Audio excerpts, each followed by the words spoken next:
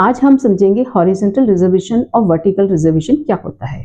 Horizontal reservation और vertical reservation के मामले में सुप्रीम कोर्ट का जजमेंट आया था Saurabh Yadav versus state of UP. ये जजमेंट 18 दिसंबर 2020 को आया था, जिसमें सुप्रीम कोर्ट ने समझाया था कि हॉरिजॉन्टल रिजर्वेशन का मतलब ये होता है कि जिस कैंडिडेट ने जिस कैटेगरी में फॉर्म भरा है उसका सिलेक्शन उसी कैटेगरी में किया जाएगा।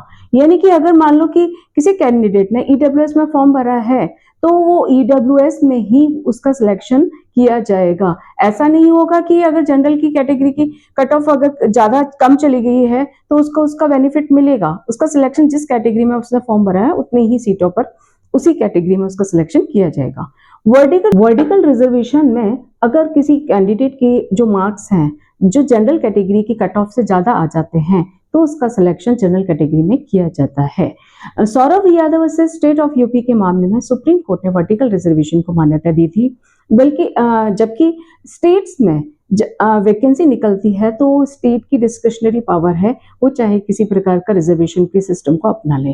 कई राज्य की वैकेंसी जब निकलती है तो उसमें लिखा रहता है, साफ साफ लिखा रहता है रिजर्वेशन हॉरिजॉन्टल होगा या वर्टिकल होगा।